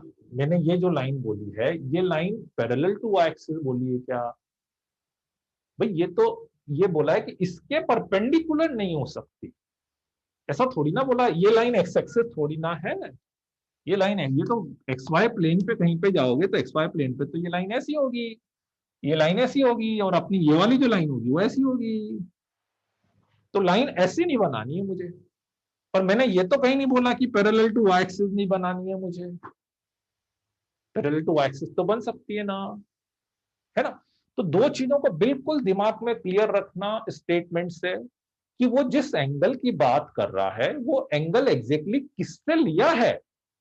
यदि वो एंगल उसने किसी दूसरी लाइन के साथ लिया है तो उसको स्लोप के साथ मिक्स मत करो। हाँ, प्रॉब्लम यह है कि 1090 की वैल्यू नॉट डिफाइंड होती है, 1090 इसमें भी हो सकता है और 1090 इसमें भी हो सकता है, उसकी वैल्यू नॉट डिफाइंड होती है। ठीक है, राइट, बिल्कुल एग्जैक्टली रौनक जैन, इसीलिए मैं हमेशा बोलता हूं, वो मेरी थोड़ी सी गलती है कि मैंने लाइन ऐसी बना दी। ठीक है, मैंने लाइन गलत बना दी वो, इसीलिए मैं बोलता हूं कि कभी भी क्या है, कोऑर्डिनेट में आप डायग्राम को जितना कॉम्प्लिकेटेड वे में बनाओगे ज्यादा अच्छा रहता है, ज्यादा अपने को चीजें क्लियर रहती है कि अच्छा ये लाइन ऐसी अपने पास बन रही है। ठीक है, राइट, चलो, तो इसलिए और 1090 इसमें भी आ सकता है, 1090 इसमें भी आ सकता है। इसके 1090 का मतलब line parallel to y axis है ना, इसके 1090 का मतलब ये दोनों लाइन परपेंडिकुलर है, बट इट डजंट इंडिकेट कि उन दोनों में से कोई line parallel to y axis है। अभी अपने क्वेश्चन में एग्जैक्टली हुआ यही, इसीलिए आप लोग थोड़ा ज्यादा कंफ्यूज हो गए कि आपको लगा कि यहां पे 1090 नॉट डिफाइंड आ रहा था। यहां पे नॉट डिफाइंड आने का मतलब ये हुआ कि ये angle between this two lines था, तो वो 1090 आ गया, उन दोनों के बीच का एंगल 1090 ऐसा। ठीक है बात, चलो नेक्स्ट अपन इसमें लेते हैं, नेक्स्ट अपन लेते हैं एरिया ऑफ पैरेललोग्राम। अच्छा, ये सब चीजें क्या होती है, देखो एकदम से आएगी भी नहीं, मतलब जब तक ये सब चीजें क्वेश्चन में फेस नहीं होती ना, इसीलिए मैं बार बार बोलता हूँ कि मैथ्स में क्या क्वेश्चन, कुछ चीजें अपने क्वेश्चन से सीखनी पड़ेगी। मैं आपको थ्योरी कितनी बता दूं, पर जब तक वो चीजें क्वेश्चन में आपके सामने फेस नहीं होगी ना, आपको वो क्लियरिटी नहीं आती उसमें। अब क्वेश्चन में आपने देख लिया तो आपको डिफरेंस समझ में आता है कि अच्छा इसमें ये हुआ था, इसमें ये हुआ था, है ना। एरिया ऑफ पैरेललोग्राम के लिए एक्चुअली दो फॉर्मूले हैं इसमें, आप याद रखना चाहो तो याद रख लेना। ठीक है, एक तो फर्स्ट फॉर्मूला ये है कि y is equal to m1x plus c1, y is equal to m1x plus c2, y is equal to m2x plus d1 and y is equals to m2x plus d2. m1x plus c1, m1x plus c2, m2x plus d1, m2x plus d2. ठीक है, sides of parallelogram,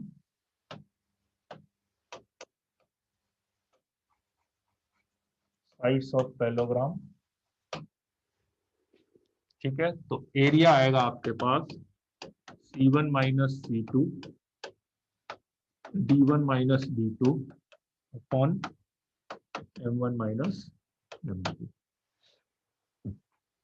for example y is equals to 3x plus 1, y is equals to 3x plus 5, y is equals to 5x minus 1, y is equals to 5x plus 4। तो area आ जाएगा आपके पास parallelogram का c1 minus c2 d1 minus d2 upon m1 minus m2, that is 4 into 5, 5 4 जा 20 by 2, that is 10 square units. ठीक है, derivation में अभी बता देता हूं आपको, रुक जाओ, इसका डेरिवेशन में बता देता हूं।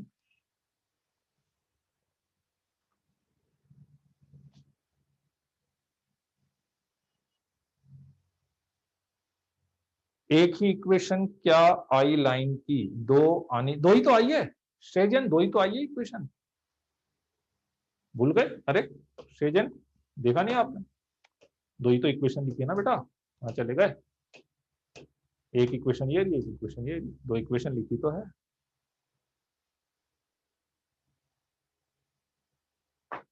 इस वाले में बोल रहे हो कि उसमें बोल रहे हो, तुम किसमें बोल रहे हो? इसमें ना,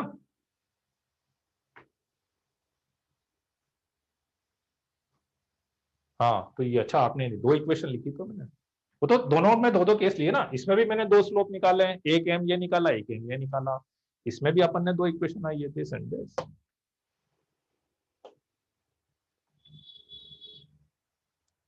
कैसे पता चला कि C1 C2 D1 D2 कौन सी, अरे कोई से में भी ले लो जी, ये ये वाला बड़ा कंफ्यूज होता है आप। अरे जब C1 मोड में लगा हुआ है, किसी को भी C1 मानो, किसी को भी C2 मानो, कहाँ सीक्वेंसिंग आ रही है, इसको C1 इसको C2 इसको C1, किसी को भी मान लो, उससे कोई फर्क नहीं पड़ता, कहाँ पे डिफरेंस आएगा। कोई डिफरेंस नहीं आएगा। ठीक है,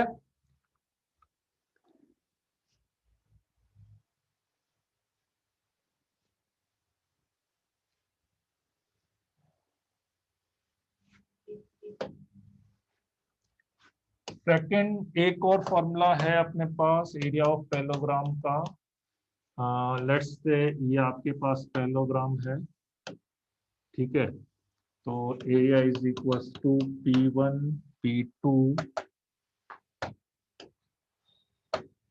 area is equal to P1 P2 by sine theta, P1 P2 by sine theta. P1 and P2 are distance between parallel sides and theta angle between any two adjacent lines. Like this is theta, this is P1 and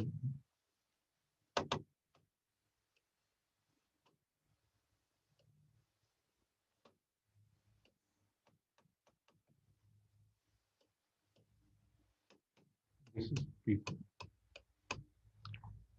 P1 P2 by sin theta.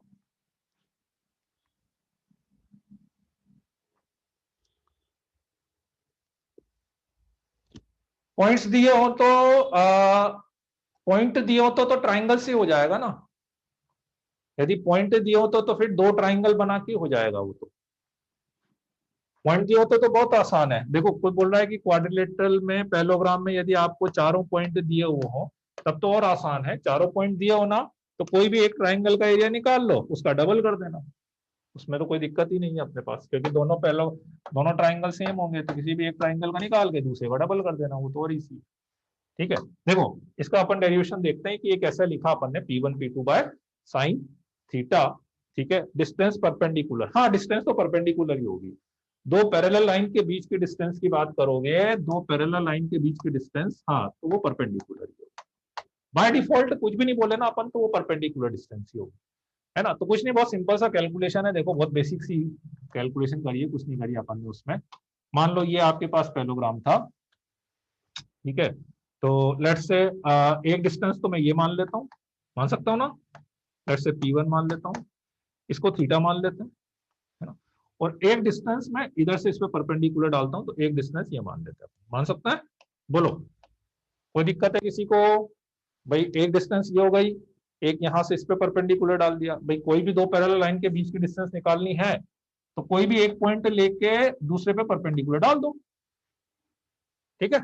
चलो, तो area क्या होता है parallelogram का? Area कितना होता है बेटा? Base area, base into height होता है ना। तो लेट्स से मैं इसको बेस बोल देता हूं, तो बेस कैसे निकालेंगे? लेट्स से इसको बी यदि मैं मानता हूं, है ना, तो इस वाले ट्राइंगल में देखो P2 वाले में इस एंगल के लिए ये परपेंडिकुलर, ये हाइपोटेनियस, तो sine theta is equal to P2 by b हो जाएगा, P2 बाय बी हो जाएगा, है ना। तो sine theta P2 by b हो गया, तो बेस आ जाएगा P2 by sine theta, base आ गया। और हाइट ये हो गई आपके पास P2 बाय साइन थीटा, और इंटू हाइट P1 मान लो, P1 P2 by sine theta. बोलो कोई डाउट किसी को?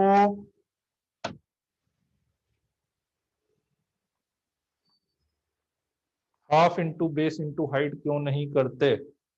Half into base into height, Sushant इसका एरिया तो यही है यार, बेस इंटू हाइट ही है, क्योंकि दो ट्राइंगल का डबल कर दो। एक ट्राइंगल का area half base into height होता है, उसका डबल कर दोगे।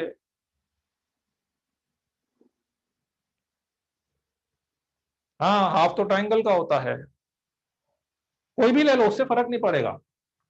थीटा आप इधर वाला भी लोगे ना बेटा, तो ये थीटा है तो ये पाई माइनस थीटा होता है, तो साइन पाई माइनस थीटा की वैल्यू भी साइन थीटा ही आएगी।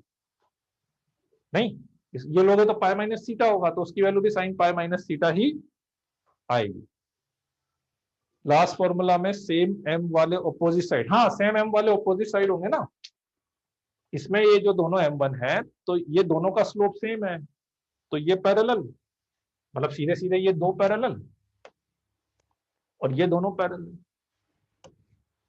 ऐसे नहीं, तो कोई भी दो पैरेलल लाइन ऐसी बनाओगे, कोई भी दो पैरेलल लाइन ऐसी बनाओगे तो पैरेललोग्राम बन जाएगा।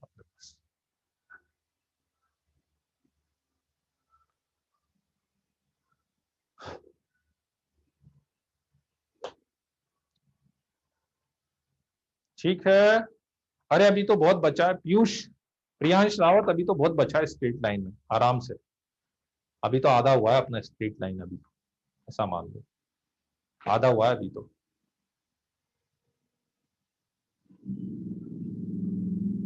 हाँ पूरे कोऑर्डिनेट में काम आता है, पूरे कोऑर्डिनेट में काम आता है। अरे ये फर्स्ट पॉइंट दिखाया तो था यार, अभी दिखा दिया यार फर्स्ट पॉइंट, देवेश अभी दिखाया इतनी देर तक फर्स्ट पॉइंट, कितनी देर तक तो दिखाया यार अभी।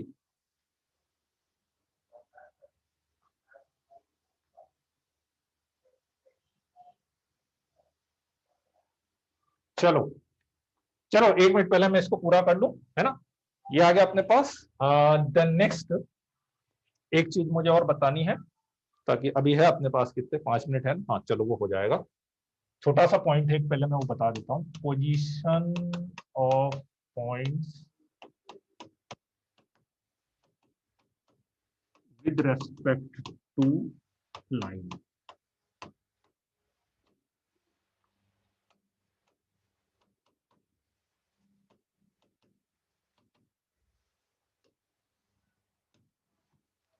Position of points with respect to a given line means क्या है कि ये लाइन की इक्वेशन है ax plus B Y plus c equals to 0, ax plus B Y plus c equals to 0, और लेट से आपके पास दो पॉइंट है x1 y1 and x2 y2, x1 y1 and x2 y2।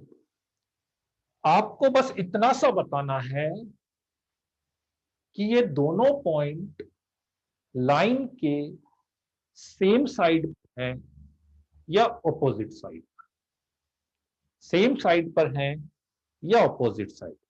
Same side मतलब हो सकता है दोनों पॉइंट लाइन के ऊपर हो सकता है दोनों पॉइंट लाइन के नीचे हो, दैट इज सेम साइड। और एक पॉसिबिलिटी एक पॉइंट लाइन के ऊपर हो और एक पॉइंट लाइन के नीचे, दैट इज ऑपोजिट साइड। अब सेम साइड में आप बोलो सर कैसे पता लगेगा कि लाइन के ऊपर है या लाइन के नीचे,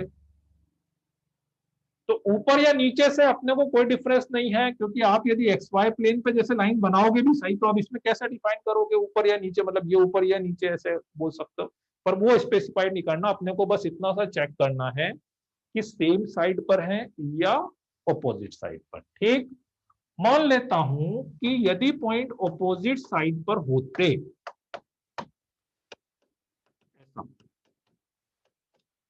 मान लेते हैं यदि पॉइंट ऑपोजिट साइड पर होते, तो कहीं ना कहीं ये वाला एक रेशो बनता कि नहीं m:n का, कहीं ना कहीं बनता ना कुछ तो होता ही होता। ये P पॉइंट, तो इसके जो कोऑर्डिनेट आते वो mx2 plus nx1 upon m plus n आते ना, my2 plus ny1 upon m plus n आते कि नहीं, कहीं ना कहीं आती से, है ना। और ये P पॉइंट इसको सेटिस्फाइड करता फिर, ठीक है। तो यदि ये P पॉइंट इसको सेटिस्फाइड करता तो मेरे पास आता ए एक्स, एक्स मतलब क्या, this plus B Y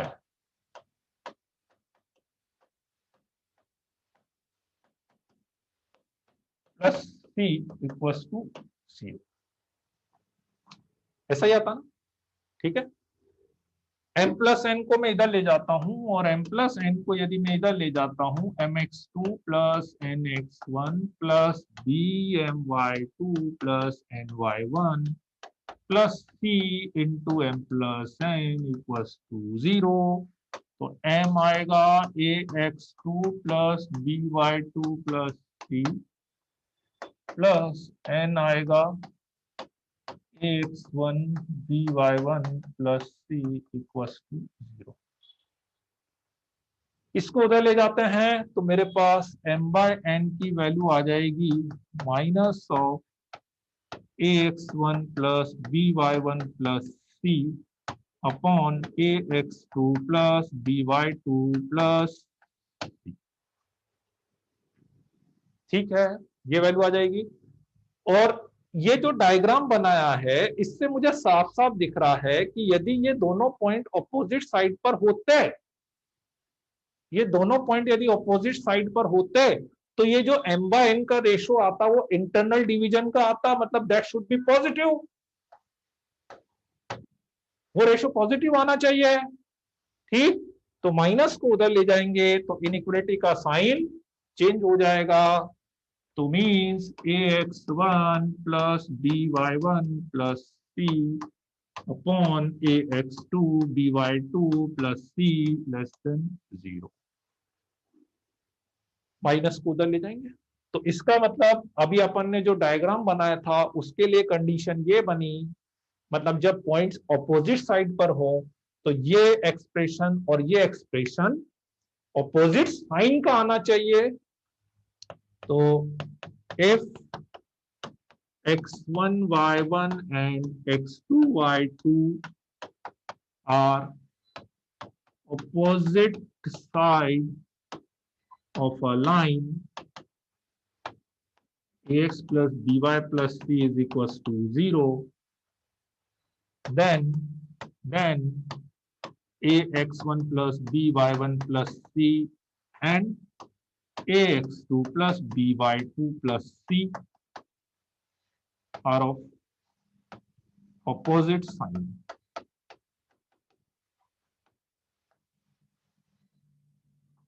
are of opposite sign। ठीक है, एक साथ ही लिख लो, नंबर मत डालो, भले एक ही साथ लिख लो। are of opposite sign and if points are on same side of line, then expression then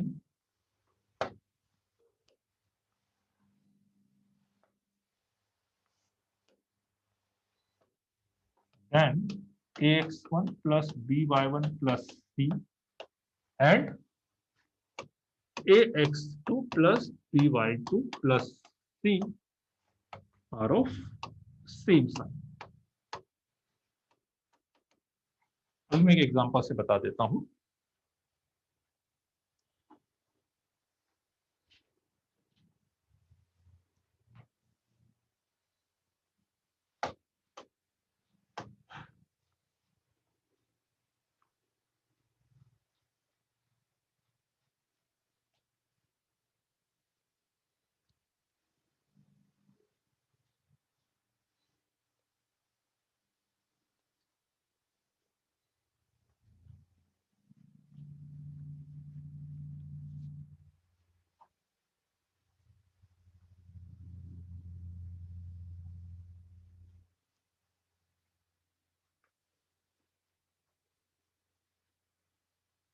शुरू से दिखाना,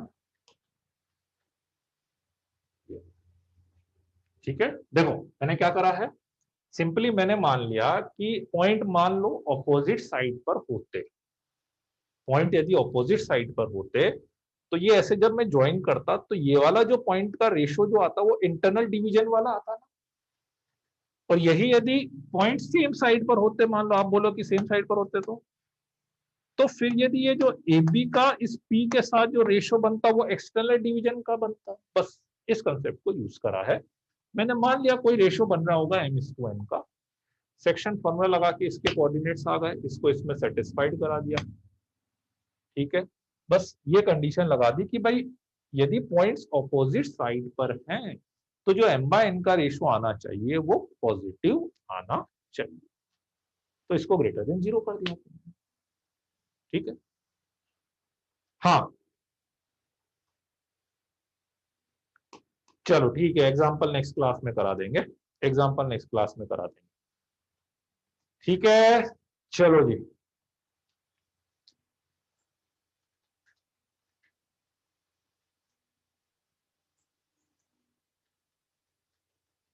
अर्जव धरिया कहाँ पर हो बेटा?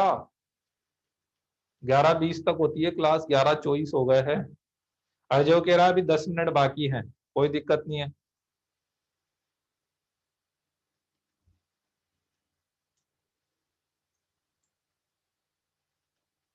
हाँ अभी मैं वो बाद में एग्जांपल बताऊंगा ना, तब ये चीज समझ में आएगी, अभी थोड़ा सा लिख लो इसको,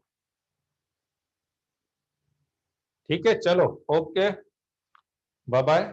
ठीक है यार, वो 5 सब्जेक्ट अभी कुछ टाइम के लिए चल रहे होंगे मेरे ख्याल से, अभी वो एसीटी के बाद फिर बंद हो जाएंगे, एसीटी के बाद फिर वापस से 3 ही सब्जेक्ट चलेंगे, तो उसकी टेंशन मत करो, थोड़ा सा वो एसीटी तक है, एसीटी तक की दिक्कत रहेगी, है ना, ठीक है। बाकी कोई दिक्कत नहीं है, है ना। एक बार थोड़ा सा अच्छे से रिवाइज कर जाना, ठीक है, एसीटी के लिए थोड़ा अच्छे से एक बार थ्योरी पार्ट सबकी रिवाइज कर लेना, राइट। थोड़े थोड़े से सबके क्वेश्चंस की प्रैक्टिस कर लेना। अब जैसे 2-3 दिन है ना, तो वो उसी 2-3 दिन भी क्या मतलब, आज फ्राइडे तो हुई, आज और कल ही का तो दिन है आप लोगों के पास, है ना, तो वो थोड़ा सा आप कर लेना यार, ठीक है। रैंक तो अभी तो नहीं बता सकते, हाँ वो थोड़ा सा ओवरबर्डन अभी तो हो रहा है, कोई दिक्कत नहीं, थोड़ा सा ओवरबर्डन तो हो रहा है, कोई दिक्कत नहीं, थोड़ा सा मैनेज करना पड़ेगा, है ना, टाइम नहीं है। चलो जी, okay then, bye bye, good night, see you, all the best for the test. Test अच्छे से करना, कॉन्फिडेंस से। पेपर यदि टफ आए तो डरना मत, क्योंकि टफ है तो सबके लिए टफ होगा।